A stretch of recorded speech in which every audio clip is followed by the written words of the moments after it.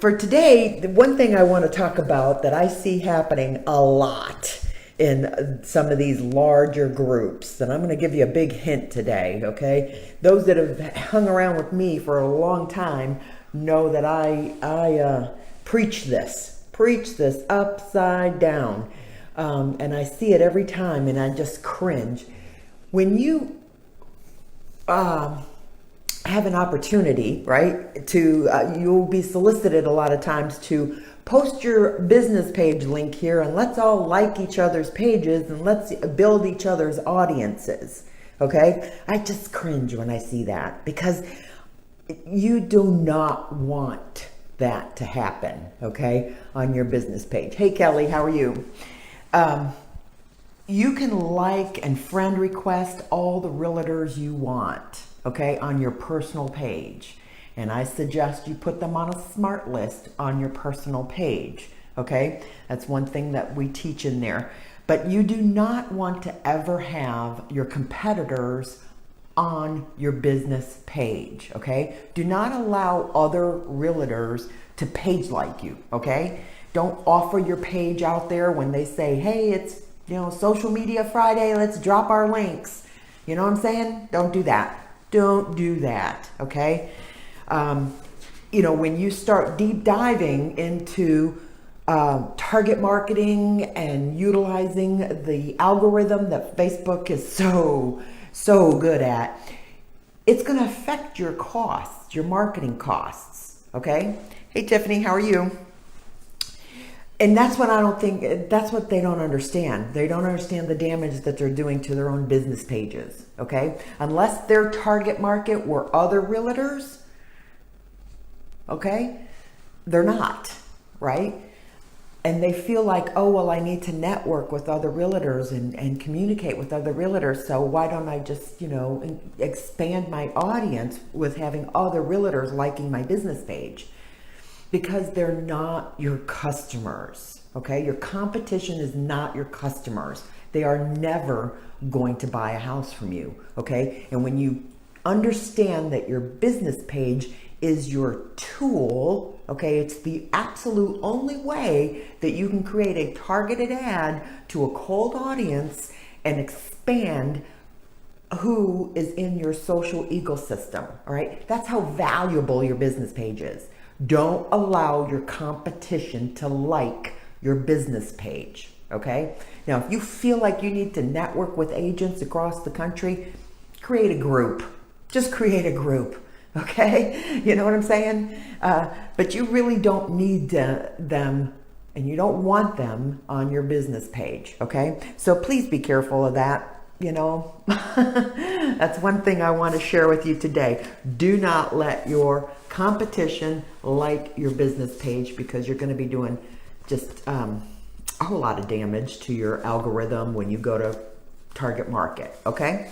So, if we want to talk about what we need to be doing for ourselves and our businesses for the upcoming events in our society here, like I said last week, it isn't today that we need to worry about all of this. It's a year from now. And any of you that need to start putting a foundation in place, if you don't already have it in your business page, these are some things that I want you to think about, okay? These are the things that we work on in the Simple Funnels course every day, Monday through Thursday, right? First, we need to make sure you've got the correct framework set up for your funnels in Facebook. And what does that mean? Okay, what does a funnel mean, right? I want you to think about this. I want you to visualize a funnel, right? The top of it is the widest section. This is the section, this is the proverbial cast a wide net and haul it in, right? That's the top of your funnel. So that's the tools that cast the wide net for you, and that's your Facebook business page, okay? And then you funnel down to the middle, and then you've got a nurture process. The middle of your funnel is what your nurture process is going to be. What is that going to look like for you? It needs to look like a social ecosystem. It needs to look like a weekly email. It needs to look like customer events. It needs to look like a relationship building process, right? And then boom, theoretically it pops out a sale at the end, you know? And then once you have a buyer or seller sold, they should go at the top of the funnel again and nurture back down, right? Right? You got a new homeowner, they should be your best friend for the next 10 years, you know? That's your base, that's your clientele. Once you close on a buyer, you don't want to let that person go because it's so much more inexpensive to simply nurture an audience and a customer base that can refer you, right, than it costs, you know, to generate new business, okay? So once we get your ad account and your Facebook account all scrubbed, branded, set up, connected to your website properly with your pixel in place, and you know, then we're going to start looking to structure 2 simple funnels. Okay, once you start with just these 2 simple funnels that I teach you and help you set up, you can scale it. You can scale it up, down, all around, right? Once you understand how this works and it all flows to you, you can scale it up or down. Okay, then the 3rd module in our course is a deep dive into ad creation. Okay, now I keep a very simple targeted ad funnel, 2 ads. I just need a cold audience ad and I need to retarget that activity. But there are some elaborate sales funnels that you could create, and and a multitude of different ad objectives, ad types, purposes, lead forms, anything, so there are various different types of ads that you can create. And, I suggest you get creative, with them, because you should always consistently be running an ad, right? If you don't have an ad consistently running, you're working way too hard. You're working way too hard. I don't ever remember a time when I didn't ever have an ad running for my business. Even before the internet. 20 years here. So, I remember marketing used to consist of ads in the local penny saver newspaper. That was the thing here in Mayberry, 20 years ago. Like I said, we didn't have the internet.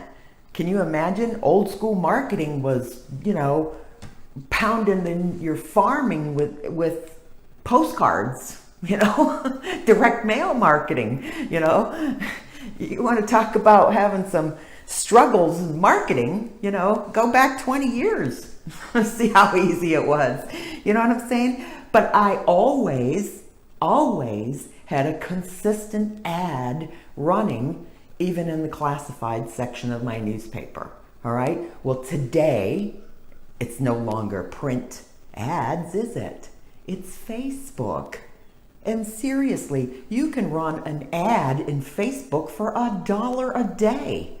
So for $30 a month, literally, you could have a consistent ad out there flowing, okay? And you need that, okay? If you don't have that, you're working too hard. You're just working too hard. You got to let your marketing do the heavy lifting here, right? One ad at $1 a day, that's just minimal. That's a minimal. You're going to work that up. Just as you begin to make more money and you have a bigger budget, that scale can go up and down depending on how much you've got to spend. But $1 a day, that's what I'm talking about, $1 a day. Even a pandemic. During a pandemic, I would pay $1 a day and just run an ad just to keep my audience warm out there. You know what I'm saying? Just to keep them warm, keep the dream alive, and like I said, this has to be the right ad with the right message, with the right graphics, okay? You have to have all of that in place, okay? But we'll do deep dive in all of your ad, so objectives. We'll review all of that so you have a full understanding of what they do and how they function and how they connect, People will just put an ad out there and They don't have a strategy behind it. Just turn that off. Turn that off right now. Like I said to Mark, just turn that off, didn't I? Turn that ad off. You're going to do so much more. You know what I'm saying? All right. So then after we learn how to create some ads, then we're going to talk about nurturing. All right. We do a deep dive into the nurture process before and after the sale. You have to be prepared and you have to know how to nurture an audience for years. Okay, for as long as you intend to stay in business, you need to know how to nurture an audience because that is your business. Okay, nurturing your people is your business. Okay, and you got to do that right. You got to love on them right. You got to keep them engaged. You got to keep them plugged in. You got to keep them coming back. Okay, so we're gonna do I got lots of tricks for that kind of stuff. All right. And then in Module 5, I'm going to take a deep dive into CRMs and email list building, okay? Because a lot of agents have a CRM, but they don't use it. They don't know how to use it. Garbage in, garbage out. You know, sometimes they put notes in, sometimes they don't, you know. And list building. I mean, we have to... Going forward, as real estate agents, you have to have a list. You have to build your email list. It is the heart and soul of any referral-based business, right? Any referral-based business. It is what is going to allow you to connect on a more intimate level, right? When you get in someone's inbox, you're not competing with their news feed anymore. You have their undivided attention in their inbox, don't you? You know, and you get a reply and then you have a conversation, you know, and then you build a relationship. Okay. That's how it's done. That's how it's done. And then, you know, in my 6th module, because this is the way of the world, it's called getting comfortable with going live, right? We all need to start getting comfortable with going live. And I'm not talking about live on your personal news feeds. You need to go live on your business pages. That's where you need to be live. That's where you need to, you know, you get more juice from your business page because it's public. It goes into the video news feed and you just get more views and exposure, okay, to the cold audience, all right? That's what it's all about. You don't have to nurture your news feed because those people are already there. They're already there. They're already plugged into you. Not to say that you don't have to go ever on your personal news feed, but your focus and your consistency and your branding should be delivered at least live once a week on your business page. Okay? You know, it's just like running a commercial, you know? But you don't want it to be a commercial, really, do you? I mean, it doesn't need to be either. I mean, social media and going live is, you know, people want the raw you, you know? They want to connect with you on a level, a human level, okay? They want to hear your story and they want to tell their story, okay? So if you need an idea, you know, to go live, go out and tell your story and then to ask your audience to tell their story, you know, and then start collecting stories, you know what I'm saying? Or if you've ever closed a transaction, tell the story about that transaction. I mean, that's just one simple idea. Our module has a whole list of ideas and, you know, to go live and, you know, and really, really connect with your audience. Okay. That's going to make all the difference in the world, moving forward. Don't sit around here thinking that your cheese is going to be left in the same maze, because it's not. Somebody's going to move your cheese in the next 12 months. And unless you're hunting for new cheese, now you're going to find yourself sitting there with nothing a year from now, because the industry will have shifted. Everything that we do will be slightly different. okay? You can't come out of a history-making episode like this and expect your cheese to be sitting in the same room. It ain't gonna be there, okay? And I always quote this. I got this from Nicole. I'm sure it wasn't original to her, but I'll give her credit for it for a little while. They only put the free cheese in the trap. You know what I'm saying? There's no free cheese anywhere. You know, for $200, you get all of this content, and this is a wealth of knowledge because I do not horse around. I give you all of the step-by-step instructions that you're going to need to put this entire base in place for your business for $200, right? And for $200, you get me for 2 months live Monday through Thursday every day. Monday through Thursday, actually 5 days a week, because you can join me in here on Fridays. But we're rolling up our sleeves. I roll up my sleeves. I get you through this content. I help you implement it.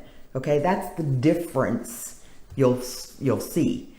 I help you implement it. If I have to implement it myself for you, I can do that.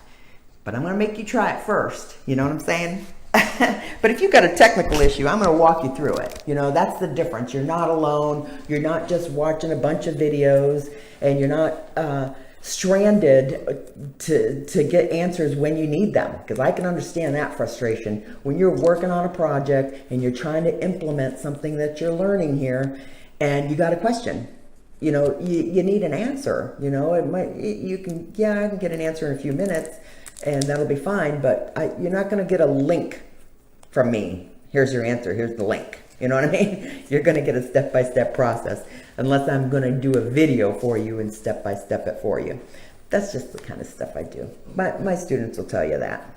They will.